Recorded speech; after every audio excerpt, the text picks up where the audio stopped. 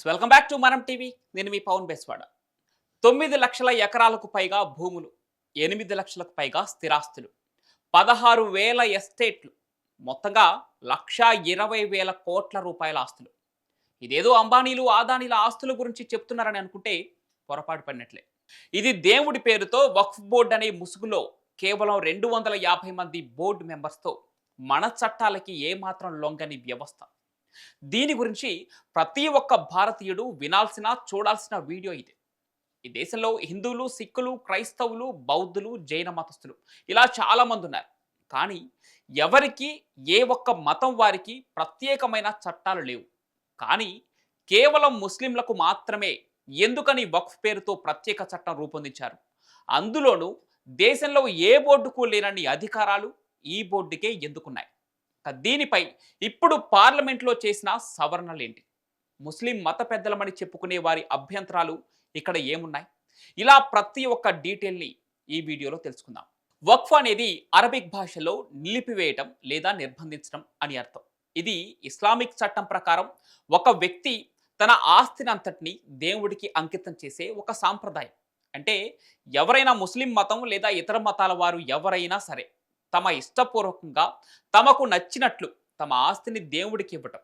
అయితే ఇలా దేవుడికి అంకితం చేయడం అనేది కేవలం నోటి ద్వారా చెప్పినా లేదా ఏదైనా రాతపూర్వకంగా ఇచ్చినా ఇక ఆ భూమి అంతా వక్ఫ్ బోర్డు సొంతమవుతుంది. అవును, ఇలా ఇప్పటి వరకు వక్ఫ్ బోర్డు సొంతమైన భూమి ఎంతో తెలుసా? మన హైదరాబాద్లో ఉన్న భూమికి 6 రెట్లు. మన భారతదేశంలో డిఫెన్స్, రైల్వేస్ తర్వాత ఇంత పెద్ద ల్యాండ్ బ్యాంక్ ఉన్నది ఈ వక్ఫ్ బోర్డుకి మాత్రమే.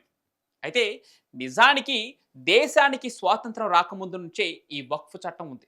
కానీ ముస్లింలకే ఎందుకు ఈ చట్టం అని ఎవరూ ఆలోచించలేదు, ఎవరూ అడగలేదు కూడా. ప్రశ్నించే ధైర్యం కూడా చేయలేదు. పైగా స్వాతంత్రం వచ్చాక మన రాజ్యాంగాన్ని మనం రాసుకున్న తర్వాత 1954లో వక్ఫ్ చట్టం చేశారు. అది కూడా సరిపోలేదన్నట్లు 1995లో దీనికి కొన్ని సవరణలు చేసి అపరిమిత అధికారాలు మళ్లీ కట్టపెట్టారు. ఇక 2013లో మరోసారి సవరణలు చేసి మరిన్ని విశేష అధికారాలు వచ్చేలాగా ఈ వక్ఫ్ బోర్డుని ఏర్పాటు చేశారు. అయితే రాత్రికి రాత్రే 2013లో జరిగిన ఈ సంఘటనకు సంబంధించి చట్టసభల్లో లోక్సభ సాక్షిగా అంతమంది సభ్యుల ముందు అమిత్ షా చెప్పిన పచ్చి నిజం ఇది. అసలు ఈ సవరణలు ఎందుకు చేశారంటే పార్లమెంట్ బిల్డింగ్, ఢిల్లీ ఎయిర్పోర్ట్ కూడా వక్ఫ్ భూములేనని అస్సాంకు చెందిన ఎంపీ స్టేట్మెంట్ ఇచ్చారు. ఒకవేళ వక్ఫ్ కనుక పార్లమెంట్ బిల్డింగ్ ఉన్న స్థలం మాదే, ఇది మాకు చెందిందే, మా ప్రాపర్టీ ఏనని చెబితే వెంటనే అక్కడ ఖాళీ చేయాల్సి ఉంటుంది. వాళ్ళని క్వశ్చన్ చేసే అవకాశం కూడా ఉండదు. కోర్టు సైతం ఈ విషయంలో జోక్యం చేసుకోలేదు. ఎందుకంటే అక్కడ వర్తించేది వక్ఫ్ చట్టం. ఎందుకంటే దానికున్న విశేష అధికారాలు ఆ స్థాయిలో ఉన్నాయి. మరి అధికారం వాళ్ళదే, పెత్తనం వాళ్ళదే. పైగా పార్లమెంట్ భవనం ఉన్న స్థలం ప్రభుత్వానిదే అని నిరూపించుకోవాల్సిన బాధ్యత కూడా ప్రభుత్వంపై ఉంటుంది. మరి వక్ఫ్ బోర్డు నిరూపించుకోవాల్సిన అవసరం లేదా అంటే ఎంత మాత్రం లేదని చెప్పొచ్చు. జస్ట్ ఆ భూమి మాది అని క్లెయిమ్ చేస్తే చాలు. నిరూపించుకోవాల్సిన అవసరం, బాధ్యత కూడా బాధితుడితే ఉంటుంది. అసలు ఇదేం రూల్, ఇదేం చట్టం అని మీరు అనుకోవచ్చు. కానీ వక్ఫ్ చట్టంలో అలాగే ఉంది. మరి ఇక్కడే మరొక ఎగ్జాంపుల్ కూడా మీకు అర్థమయ్యే విధంగా చెప్తా. రూపాయికి రూపాయి కూడబెట్టి జీవితంలో ఇల్లు కొనుక్కోవాలని అనుకుంటారు. ఒకరు ఆ ఇల్లు కొనుక్కున్నారని అనుకుందాం. అయితే ఆ ఇంటి డాక్యుమెంట్స్ అనేవి పక్కాగా ఉన్నాయా లేదా అనేది చూసుకుంటారు ప్రతి ఒక్కరూ ఇల్లు కొనేటప్పుడు. అయితే మధ్యలో ఎవరో ఒక చోట ముస్లిం వ్యక్తి మరొకరికి ఆ ఆస్తిని అమ్మాడని అనుకోండి. ఆ మధ్యలో ఆ ఆస్తికి సంబంధించి ఎంతమంది చేతులు మారినా సరే ఆ భూమి వక్ఫ్దేనని క్లెయిమ్ చేసుకోవచ్చు వాళ్ళు. అంటే ఒక సంతకం, ఒక వ్యక్తి పేరు ఉంటే చాలు. ఇదేంటి, నేను రిజిస్ట్రేషన్ చేయించుకున్నాను, డబ్బులు కట్టాను, క్లియర్గా డాక్యుమెంట్స్ చూపించుకున్నాను, అన్నీ ఓకే అన్న తర్వాత కదా నేను ఇల్లు తీసుకుంది అంటే సరిపోదు. ఎందుకంటే అక్కడ ఇన్వాల్వ్ అయింది వక్ఫ్ బోర్డు.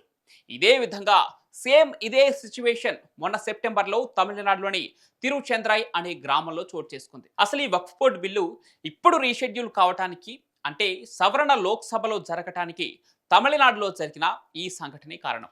అయితే అందుకే బీజేపీ పెద్దలు ఈ స్థాయిలో దీనిపై దృష్టి పెట్టి దీన్ని లోక్సభలో తిరిగి సవరణ చేశారు. దీనికి ఉమిద్ అని పేరు పెట్టారు. ఆ తమిళనాడులోని తిరుచెంద్రై అనే గ్రామంలో వందల ఏళ్ల నాటి ఆలయం కూడా ఉంది. కానీ ఆ ఊరికి ఊరే తమదేనని క్లెయిమ్ చేసుకుంది వక్ఫ్ బోర్డ్. ఆ గ్రామస్తులు కోర్టుకు వెళ్ళినా సరే తాము ఏం చేయలేమని చెప్పేసింది న్యాయస్థానం. మరో విచిత్రమైన విషయం ఏంటంటే తాజ్ మహల్ కూడా తమదేనని క్లెయిమ్ చేసుకుంది ఈ వక్ఫ్ బోర్డ్. ఇప్పుడు హైదరాబాద్లోని చార్మినార్ కూడా వక్ఫ్ బోర్డుదే. తాజ్ మహల్ బాధ్యతల్ని తమకు హ్యాండ్ ఓవర్ చేయాలని అల్టిమేటం ఇచ్చేశారు వక్ఫ్ బోర్డు సభ్యులు. ఇదెక్కడ గొడవ అని archaeology survey of India supreme కోర్టుకు వెళ్ళింది. ఇరు వర్గాల వాదనలు విన్న సుప్రీంకోర్టు వక్ఫ్ బోర్డు వాళ్ళకి షాక్ ఇచ్చింది. తాజ్ మహల్ ఉన్న ప్రాంతం మీ స్థలమే అని నిజమైతే షాజహాన్ నుండి సంతకం చేయించుకొని రండి, లేదా వాళ్ళు రాసిచ్చిన డాక్యుమెంట్స్ అయినా తీసుకురండి అని తేల్చి చెప్పింది న్యాయస్థానం. ఇప్పటికీ ఆ కేసు కొట్టివేయలేదు, ఇంకా నడుస్తూనే ఉంది. ఇది మాత్రమే కాదు, ముఖేష్ అంబానీ అత్యంత విలాసవంతంగా కట్టుకున్న యాంటిలియా కూడా తమ భూమి అని క్లెయిమ్ చేసుకుంది ఈ వక్ఫ్ బోర్డు. ఇలా చెప్పుకుంటూ పోతే మొఘలులు మన దేశంలోకి ప్రవేశించక ముందు ఉన్న ఆస్తులు కూడా వక్ఫ్ బోర్డువేనంటూ క్లెయిమ్ చేసుకొని స్వాధీనం చేసుకున్నవి ఒకటి కాదు, వందల్లో వేలల్లో ఉన్నాయి. ఇప్పటి వరకు మనం వక్ఫ్ చట్టం గురించి మాట్లాడుకున్నాం. ఇక ఇప్పుడు అందులో చేసిన సవరణలేంటి, బీజేపీ ఇంత ఎమర్జెన్సీగా లోక్సభలో ప్రవేశపెట్టి దాన్ని ఎందుకు పాస్ చేయించుకుంది అనే విషయం గురించి ఇప్పుడు తెలుసుకుందాం. సవరణలో ప్రతి ఒక్కటి చాలా ముఖ్యంగా చెప్పుకోవాలి. వక్ఫ్ అనే ఈ 4 అక్షరాలు ఇక కనిపించవు. ఎందుకంటే సవరణ బిల్లు ఆమోదం తర్వాత వక్ఫ్ను ఉమే unified management, empowerment, efficiency and development అని ఇకపై నుంచి పిలవాల్సి ఉంటుంది. అంటే వక్ఫ్ బోర్డ్ అనే పదానికే ఉనికి లేకుండా పోతుంది. వక్ఫ్ చట్టంలో వన్స్ వక్ఫ్ ఆల్వేస్ వక్ఫ్ అనే డేంజరస్ సెక్షన్ ఒకటి ఉంది. ఏదైనా ఆస్తి ఒక్కసారి వక్ఫ్ అయిందంటే ఇక ఎప్పటికైనా అది వక్ఫ్ బోర్డుదే. తాజ్ మహల్, పార్లమెంట్, ఢిల్లీ ఎయిర్పోర్ట్ కూడా తమవేనని క్లెయిమ్ చేసుకుంటోంది వక్ఫ్ బోర్డు. ఇక ఆ రూల్ అస్సలు ఉండదు. ఇప్పటి వరకు ఈ చట్ట సవరణలో బీజేపీ చేసిన గొప్ప పనుల గురించి మాట్లాడుకున్నా. ఇక్కడే ఆ పార్టీ చేసిన సవరణలో అభ్యంతరాలు, వ్యతిరేకతలు కూడా ఉన్నాయి. ముస్లింలలో కూడా ఉన్నత వర్గాలు, రాజకీయంగా ఎదిగిన నేతలే వాళ్ళ ప్రాబల్యాన్ని చూపించుకున్నారు. కానీ అందులో కూడా నిరుపేదలున్నారు, షియా ముస్లింలున్నారు. దీనిలో వారు భాగస్వామ్యం అయ్యి నిరుపేదలకు సేవలు చేయాలని అనుకుని ఎంతోమంది ముస్లింలు కూడా ఈ వక్ఫ్ బోర్డులో ప్రయత్నాలు చేశారు. కానీ ఎవరికీ ఆ అవకాశం కలగలేదు. ఇక బీజేపీ చేసిన ఈ చట్ట సవరణ తర్వాత నాన్ ముస్లింలను కూడా ఇందులోకి తీసుకోబోతున్నారు. అందులోనూ మహిళలు కూడా ఉంటారు. ఇక మహిళల సంగతి పక్కన పెడితే ముస్లిమేతరులు కూడా వక్ఫ్ బోర్డుకు ఉన్న స్వయం ప్రతిపత్తి పోతుందని వారి వాదన. మరో అభ్యంతరం ఏంటంటే వక్ఫ్ బోర్డు ఆస్తులపై జిల్లా కలెక్టర్లకు అధికారం ఇవ్వటం. ఇది చాలా పెద్ద ఇష్యూని క్రియేట్ చేస్తోంది. అసలు కలెక్టర్లకే అధికారం ఎందుకు ఇవ్వాలి? అధికారాలు ఇస్తే అపోజ్ చేయటం ఎందుకు అనే డౌట్ మీకు వచ్చుండొచ్చు. ఎందుకంటే కలెక్టర్ల ద్వారా వక్ఫ్ బోర్డ్స్పై రాజకీయ ప్రభావం, జోక్యం పెరిగిపోతుంది. లీడర్లు ఏం చెప్తే కలెక్టర్లు అదే చేస్తారనే భయం వారిలో ఉంటుంది. కొత్తగా చేసిన బిల్లులో మరో మార్పు ఏంటంటే ఈ వక్ఫ్ బోర్డుపై ఉన్న భూములు తమవేనని చెబితే దాని గురించి వారు ఎవిడెన్స్ చూపించి డాక్యుమెంట్స్ క్రియేట్ చేయాల్సి ఉంటుంది. ఇలా ప్రతి ఒక్కటి రికార్డు చూపించాలి. కానీ వాస్తవంగా చాలా ఆస్తులకి వక్ఫ్ బోర్డు దగ్గర ఎలాంటి ఎవిడెన్స్ లేదు. దీంతో వాటన్నిటినీ ప్రభుత్వాలు స్వాధీనం చేసుకుంటాయని వక్ఫ్ బోర్డు భయపడుతోంది.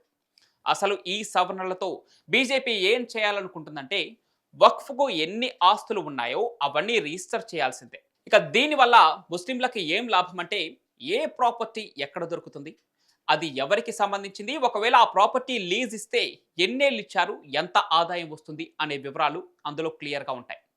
వక్ఫ్ అంటే అర్థం అల్లాకి దానం ఇవ్వడమేనని అంటారు. కానీ ఎందుకు దానం ఇస్తున్నారు? సాటి ముస్లింలకు, నిరుపేదలకు సహాయం చేయమనే కదా. మరి అది జరుగుతుందా అంటే జరగటం లేదు. పైగా వక్ఫ్ ఆస్తుల ద్వారా వచ్చే ఆదాయాన్ని ఏం చేస్తున్నారు, ఎంతమంది ముస్లింలకు సహాయం చేశారో కూడా లెక్క చెప్పాల్సి ఉంటుంది. అందుకే ఈ ఆస్తులన్నీ ఇక్కడ రిజిస్టర్ చేసి ఆన్లైన్ చేయాలని నిబంధన పెట్టారు బీజేపీ పెద్దలు. నిజానికి దీనివల్ల ముస్లింలకు మంచి జరగబోతోంది. ఇకనైనా 9 లక్షల ఎకరాల భూమి నుంచి వచ్చే ఆదాయం పేద ముస్లింలకు చేరుతుంది. ఇక ఈ ఆదాయం తప్పకుండా చేరాలని కూడా ఈ సవరణ బిల్లు చెబుతోంది. ఫైనల్గా దేశంలో అందరికీ ఒకే చట్టం ఉండాలి. న్యాయ వ్యవస్థ ద్వారా న్యాయం జరుగుతున్నప్పుడు మతాన్ని బట్టి న్యాయం చేస్తామంటే కుదరదని, ఎవరికి అపరిమిత అధికారాలు ఉండకూడదని, న్యాయ సమీక్షకు లోబడి ఉండాలని ఈ సవరణ బిల్లు చెప్తోంది. నిరుపేదలకు న్యాయం చేయడం కోసం చేసిన ఈ చట్ట సవరణ మంచిదేనా లేదా అనే విషయాన్ని మీ అభిప్రాయాన్ని కూడా కామెంట్ల రూపంలో తెలపండి.